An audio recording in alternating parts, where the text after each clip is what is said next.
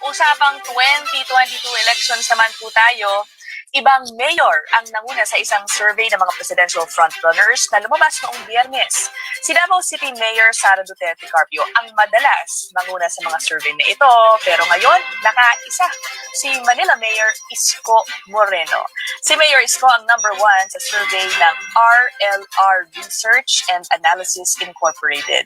Yun nga lang, limitado ang survey sa 10 probinsya sa Luzon.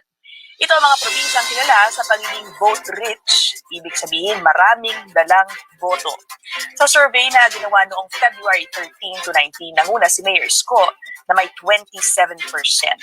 Ang pumangalawa, Senator Grace Poe, medyo malayo po, with 17%.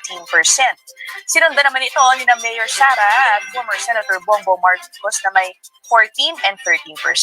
At ang panglima at pang-anim, sina Senator Manny Pacquiao at Senator Bongo. Nakakapagtaka pero wala po ang pangalan ni Vice President Leni Robredo sa survey na ito ng RLR Research. Tinanong din ng survey firm ang respondents kung ano ang kanilang second choice for president. Lumalabas daw na kung hindi sumali si Mayor Isko sa parating na presidential election, ang makikinabang sa mga boto sana sa kanya ay sina Poe, Duterte Carpio at Pacquiao. Basahin po natin ang ilang Facebook comments tungkol po sa storyang ito. Sabi po na Daniel Cultura, Isko can have those vote-rich provinces for sure, hindi landslide dyan.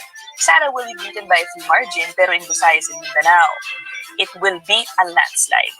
Si Sean Dennis sabi, Isko has a good PR team while Sara does not have. We can conquer Imperial Metro Manila but solid North in Vismin or Visayas Mindanao will be difficult to penetrate.